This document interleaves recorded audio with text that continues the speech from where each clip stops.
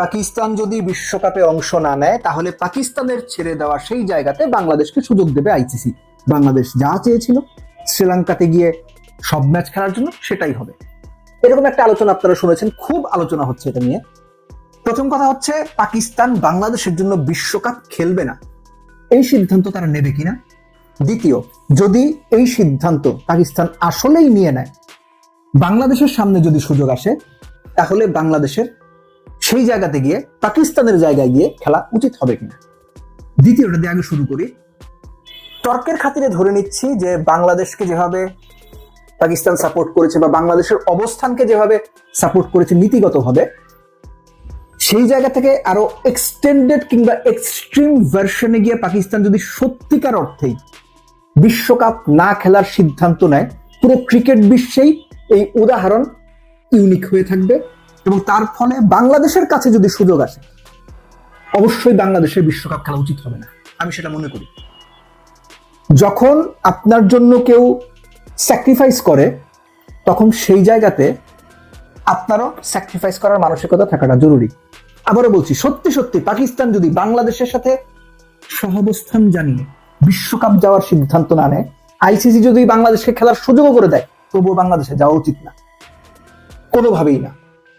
পাকিস্তানের সঙ্গে সম্পর্ক, দুই দেশের রাজনৈতিক বিষয় বা অন্যান্য ইকুয়েশন, এ সব কিছু আছে, আগেও ছিল, এখন আছে, আগামীতেও থাকবে। কিন্তু এই পার্টিকুলার ক্রিকেট ইস্যুতে যদি তাই ঘটে, কোনোভাবেই বাংলাদেশের উচিত হবে না পাকিস্তানের ছেড়ে দেওয়া জায়গা কিংবা পাকিস্তান বিশ্বকাপ বয়কট করার ফলে যদি সুযোগ আছে সেখানে অংশ নেওয়া। এর ফলে যেটা হবে সম্ভাব্য, টোটাল যে একটা বিশ্বকাপ থেকে রেভিনিউ কিংবা যে পরিমাণ টাকা পয়সা আয় হবার কথা বা সম্ভাবনা থাকে বা একটা ফোরকাস্ট থাকে যে এত টাকা আয় হতে পারে, যতটুকু আমি জানতে পেরেছি বা যতটুকু বুঝি, অন্তত 40% আয় কমে যাবে। বাংলাদেশ পাকিস্তান দুটো দেশ যদি বিশ্বকাপে অংশ না নেয়, আইসিসির যে পরিমাণ আয় হওয়ার কথা তার অন্তত 40% কমে যাবে। 1000 টাকা আয় হওয়ার কথা থাকলে সর্বোচ্চ আইসিসি 600 টাকা আয় করতে পারবে। এটা বিরাট লস, যেটা আইসিসি কে অন্যভাবে ভাবতে সাহায্য করবে।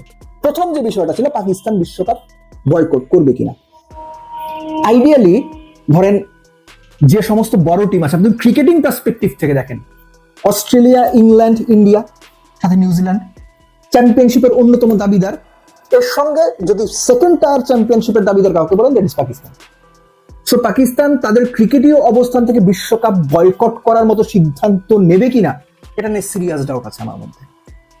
বিভিন্ন সময় আলোচনা হয়েছে যে পাকিস্তান বাংলাদেশকে সাপোর্ট করছে। আগে আমার কয়েকটা ভিডিওতে আমি বলেছি যে দুটো বিষয় এখানে সিগনিফিকেন্টলি মাথায় রাখতে হবে। এক হচ্ছে বাংলাদেশের অবস্থানকে সাপোর্ট করা, সেটা পাকিস্তান করতেই পারে নীতিগতভাবে।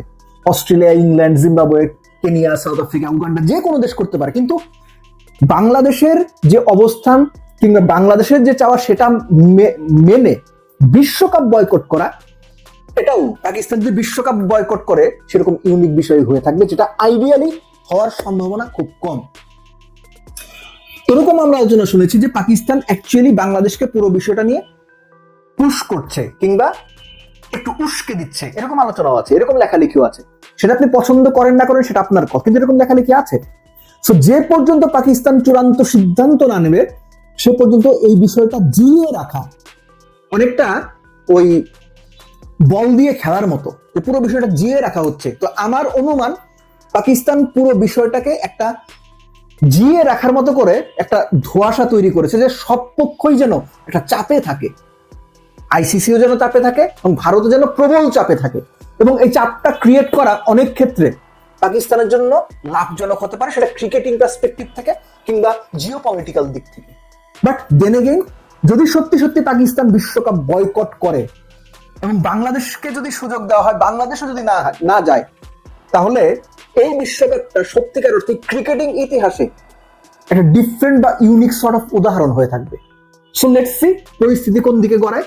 তবে বিশ্বকাপ নিয়ে এবার যা হলো, সেটা আপনি এর আগে তো দেখেনই নাই, আগামীতে আরো কি কি দেখবেন সেটা কিন্তু বলা যায় না। লাস্টলি এবি ডিভিলিয়ার্স এর মতো লোক, আমরা তার খেলা পুরো ক্যারিয়ার সবাই কম বেশি দেখেছি, তিনিও এখন সরাসরি পয়েন্ট আউট করে সমালোচনা না করলেও বলছেন ক্রিকেট এগুলো ভালো না, ক্রিকেটটা নষ্ট হচ্ছে। এই কথাটা অনেকবার আমি বলেছি। এই যে আমরা যা দেখছি, এর আগেও যখন 3 মোড়লের ব্যাপার ছিল, যখন আমি পুরোদস্ত সাংবাদিকতা করতাম, সেগুলো নিয়ে সমালোচনা করে প্রচুর রিপোর্ট আমি করেছি। যে ঘটনা ক্রিকেটে ঘটছে টাকার জন্য, ক্ষমতার জন্য, টাকার ভাগ বাটোয়ারার জন্য ক্রিকেটটাকে নষ্ট করে দিচ্ছে। এবং এর ফলে যেটা হচ্ছে যে টাকার বন্ধু যেখানে আসে, যেখানে থাকে, সেখানে নানান রকম মাছি ভর করে, নানান রকম পোকামাকড় ভর করে, নানান রকম উচ্ছিষ্টভোগী প্রাণীরা ভর করে। এর ফলে যেটা হয়, ফিক্সিং, ম্যাচ, স্পট, এগুলো না প্লেগের মতো ছড়াতে থাকে। সো এই যে টাকার এত ঝনঝনানি ক্রিকেটে, এটা যেমন দেশগুলোর মধ্যে পারস্পরিক বৈরিতা তৈরি করছে, ক্ষমতার ভারসাম্য নষ্ট করছে, একই সঙ্গে খেলা হিসেবকে, ক্রিকেটকে দিন দিন কলুষিত করছে। আপনি ঠান্ডা মাথায় চিন্তা করেন, যখন থেকে এই ক্রিকেটে আইপিএল, টি-20, অমুক লিগ, তমুক লিগ, অতিরিক্ত টাকার ঝনঝনানি শুরু হয়েছে, তখন থেকে এই ক্রিকেটে ম্যাচ, স্পট ফিক্সিং যেন নিত্যদিনের ঘটনা হয়ে দাঁড়িয়েছে। চায়ের দোকানে, টিভি দেখতে দেখতে, বড় স্টেজে, 5 স্টার হোটেলে বসে, বিসিবির ভেতরে বসে বিসিবির পরিচালক ফিক্সিং এ জড়িয়ে যাচ্ছেন, ফিক্সিং এর অভিযোগ উঠছে তাদের বিরুদ্ধে। কেন? এই যে টাকার ঝনঝনানি। সো এই জিনিসগুলো থেকে যদি সত্যিকার অর্থে কমিয়ে না আনা যায়, বন্ধ তো করা সম্ভব না, কমিয়ে না আনা যায়, ক্রিকেটটা আসলে আমরা যেমন দেখছি দিনকে দিন এর চাইতে আরো ন্যাক্কারজনক এবং পচার অবস্থায় যাবে। তখন হয়তো ক্রিকেট নিয়েই আপনার কথা শুনতে ভালো লাগবে না।